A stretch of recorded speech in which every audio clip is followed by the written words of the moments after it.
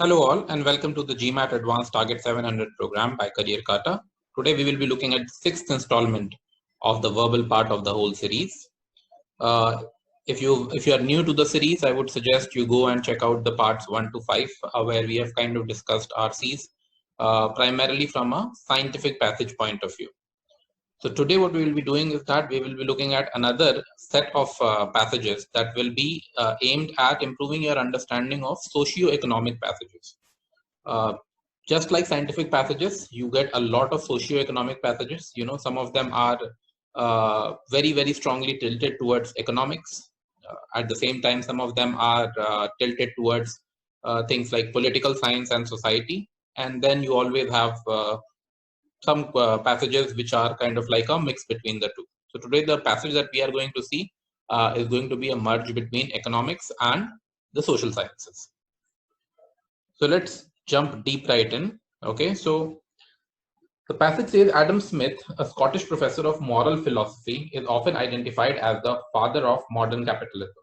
Okay, so as most of you would be knowing, Adam Smith is known as the father of modern capitalism in which ways. He published The Wealth of Nations in 1776.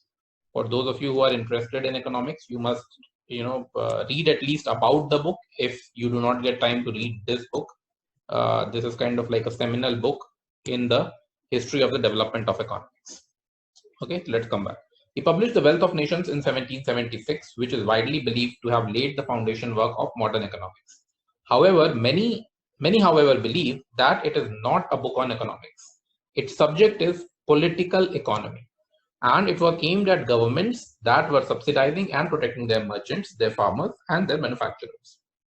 Okay, so as it says, the subject of this book and probably the subject of this whole passage is going to be political economy. Okay, there is a difference. Political economy comes into play where economic decisions are based on the prevailing politics of the day, the prevailing governments of the day, and their equation with their subjects.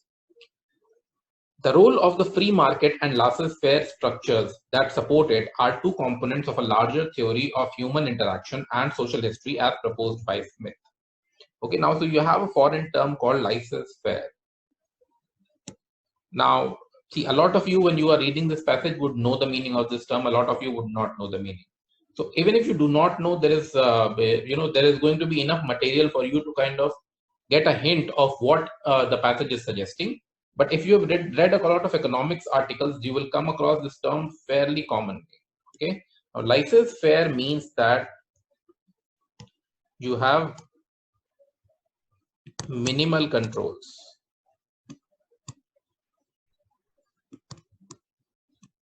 Okay, you have what is known as an open market, free market, where demand and supply are the only factors that govern a market. There's not a lot of regulation. Okay, in its most technical form, there should be no regulation in a laissez-faire market. Okay, so free market and laissez-faire, they basically are pointing to the same thing, which is an unregulated market, right? Are two components of a larger theory of human interaction and social history as proposed by Smith, though he never used these terms himself. Okay, so it's saying that Smith never mentioned laissez-faire. However, people who mentioned laissez-faire connected it to what was originally proposed by Smith. So basically, they gave a name to what Smith was proposing as a small theory. However, his philosophy bears little resemblance to the libertarian caricature put forth by proponents of laissez-faire markets, who describe humans solely as homo economicus. Okay, so this is a term, and if you remember what I've told you in the scientific passages, for the purpose of going quickly on the passage, you can kind of forget the nitty-gritties of this term. Just remember homo economicus or something like that. It has been mentioned. Okay. For Smith, the market is a mechanism of morality and social support. Okay, so Smith is saying that the market is a mechanism of morality and social support, which means the market is very well kind of integrated with the society, and there is a fair amount of morality. Okay, he postulated that free unregulated competition converts the private interests and passions of men into consequences most agreeable to the interests of the whole society. Okay, so he believes laissez-faire applies for everybody, or laissez-faire, if applied well, will benefit everybody. Okay, as if by an invisible hand, and despite the intentions of rapacious landlords, greedy merchants, mendacious traders, ruthless profiteers. The best guarantee of man's welfare and the rock on which rests man's freedom is the profit system. Smith even offered the startling judgment that Britain's colonies and slave labor were more of an economic disadvantage than asset. Okay, so people who are not familiar with the whole slave labor and how they were there in British colony, probably they should read a bit about it. It will help your understanding of this whole issue. Smith also asks his readers to reconsider the meaning of wealth itself. Is wealth the money and assets that one has at any given time, or is it these things combined with the potential to have more, to adjust to circumstances, and to cultivate the skills to increase such potential? His overarching concern in the wealth of nations is the creation of universal opulence which extends itself to the lowest ranks of people. Okay, so even before we go, you can see that we are discussing what Smith proposes, what is Smith's take on the market, the whole theory of laissez-faire, where he believes that it is most agreeable to the interests of the whole society.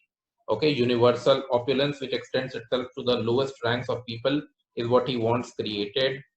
Okay, then there are some other people, there are some other proponents of laissez-faire markets who describe humans as homo economicus. Okay, and his philosophy, whose philosophy? Adam Smith's philosophy bears little resemblance to the libertarian caricature put forward by proponents of laissez-faire markets. Okay, so laissez-faire is a structure that was probably named by another group of economists or another group of people, which though is connected to what the theory that Adam Smith postulated. However, he never called his structure a laissez-faire structure. He was hinting towards a libertarian structure, but he did not give it a name. He only talked about universal opulence and the fact that if people are given the scope for realizing their potential, it is the best socio-market mechanism which will lead to the growth of all sections of society. Okay, let's quickly move to the questions. The passage is primarily concerned with which of the following? Okay, so this is kind of like a phrase that points to the fact that this is a main purpose question. What is the purpose of the passage? Right? Let's look at the first option, evaluating the shortcomings of prevailing economic theories in the 18th century. I'll give you a moment. Is this the option?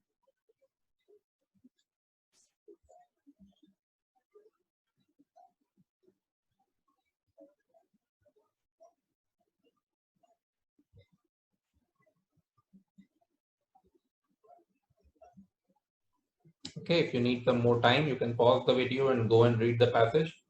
But I definitely do not think this is the answer. Evaluating the shortcomings of prevailing economic theories in the 18th century. There are, apart from Adam Smith's theory, there are not a lot of other theories which have been discussed. Probably you can say that a libertarian caricature which was called laissez-faire by some of the economists, that has been discussed. But probably just one more theory. And nobody is evaluating the shortcomings, which is a very clear indicator. If you had to evaluate shortcomings, people would have called out those shortcomings in a very, very clear manner. So this definitely is not your answer. This is an easy option to knock off. Okay, let's look at the next option. Chronicling the events that led to the development of modern economics. Okay, now you have a hint that, The Wealth of Nations, one book, it laid the foundation work of that is associated with it, okay, which is 1776. However, that alone is not going to be sufficient for you to say that we are chronicling the events that led to the development of modern economics. Okay, chronicling means that you said 1776, something like this happened. 79, something like this happened. In 80, something like this happened, and so on and so forth. Okay, so we are not chronicling the events. We have just mentioned one book, and that too in isolation. Okay, let's look at the next option. Evaluating the theory proposed by a particular economist. All right, so if you look at this whole passage, you can see that we are analyzing Adam Smith's theories, from different lenses, from different angles, and we are concerned with evaluating the theory that he has proposed in its most lucid form. We are discussing it again and again. It can be seen from the passage that the whole thing revolves around the concepts proposed by Adam Smith.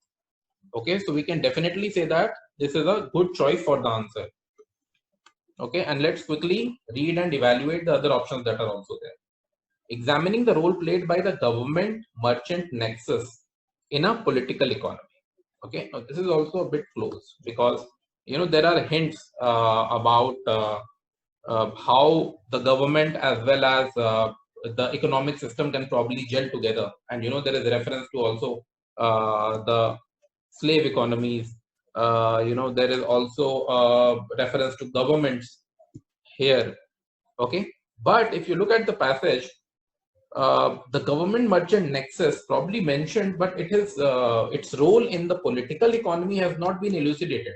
They have not kind of brought about the change, or they have not brought about any elaboration of this government merchant nexus. Okay, so this is a close option, but still not my final answer. Reconsidering the meaning of wealth in society. So if you look at it, reconsidering the meaning of wealth is something that is discussed in the last passage. Okay, he says Smith also asks his readers to reconsider the meaning of wealth itself. Okay, and Adam Smith's views have been detailed after that, where he says that what is wealth? Wealth is the creation of universal opulence which extends itself to the lowest ranks of people. But that is not the primary concern of the entire passage. This is one of those options where the option talks about one part or one paragraph and not the entire passage. So these are the kind of options from which you have to be very, very careful when we are talking about the whole passage's concern. Okay, and not one part's concern.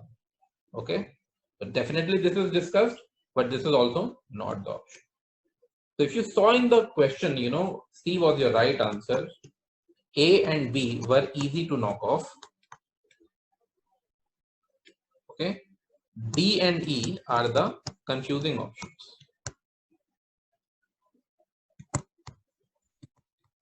As and when you progress in reading comprehension, you must ensure that in the first stage you are at least able to spot out the easy picks which you have to knock off. And then if you are confused probably between C, D and E, it is still fine. Okay, before you finally choose C, you should evaluate D and E, but definitely A and B should not be in your consideration set.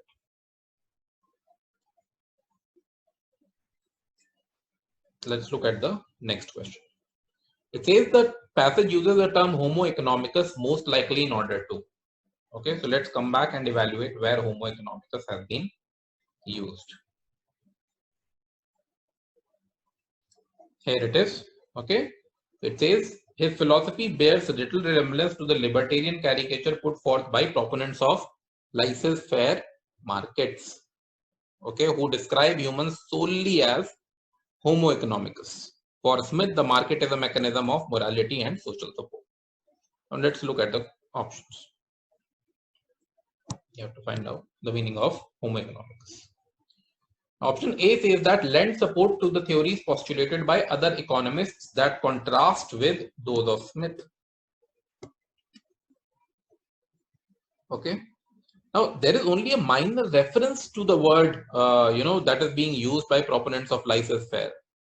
However, you cannot say that, the passage does not lend support to the theories postulated by other economists, even those that contrast with those of Smith.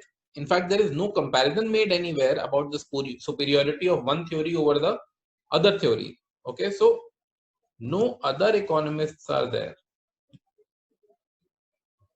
Okay, let's look at option B. Collectively referred to landlords, merchants, and traders. No, this is not the right option.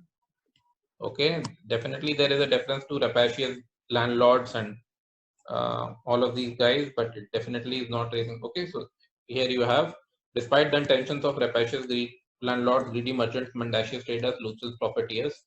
Okay, now Homo economicus is describing humans in an economic capacity. Okay, so these guys might well be a subset. For example, let us say you have Homo economicus. These guys might be a subset of Homo economicus. Okay, where you have merchants, traders, okay, profiteers. But this is not the overall meaning of the term. Let's look at the next option. Portray humans as agents who are narrowly self-interested and have profits as the only goal. Bingo. If you look here, it says this philosophy bears little resemblance to the libertarian caricature who describe humans as Homo economicus. For Smith, the market is a mechanism of morality and social support. So Smith is basically contrasting with this particular view. He's saying that no, these people are not only after profits, as kind of said by the other guys who proposed laissez-faire. Smith is saying that after you have laissez-faire, morality will come in. They will not be Homo economicus. They will care about the society. They will care about morality. Okay, but these guys are portraying humans as agents who are narrowly self-interested and are called Homo economicus. Okay, let's look at option D. Represent the everyday speech used to describe the people associated with commerce. Is it the case? Okay, I don't think so.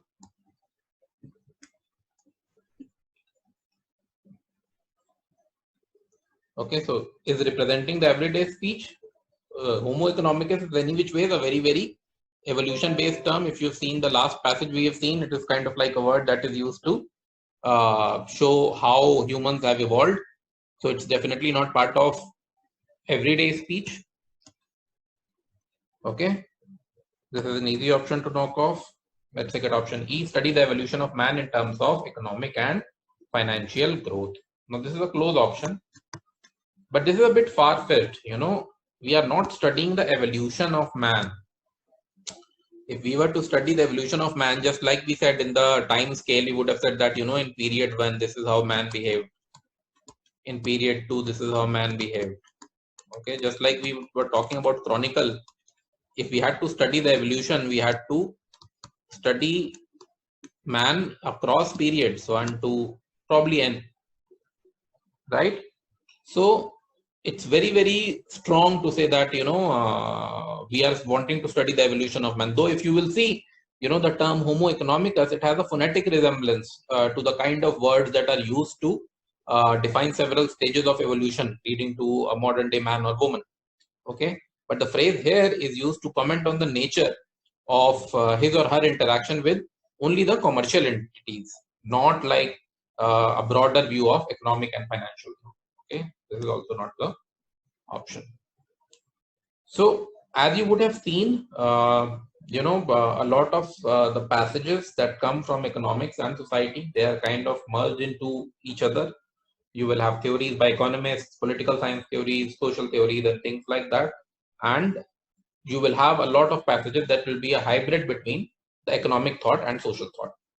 When we meet in the next session, we will look at some more questions from this particular passage, and we'll keep proceeding on to some more economic and social passages.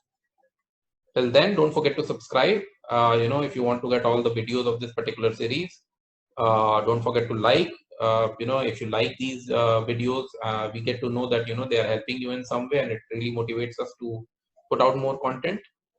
All right, and we'll see you in the next session. Till then, keep preparing.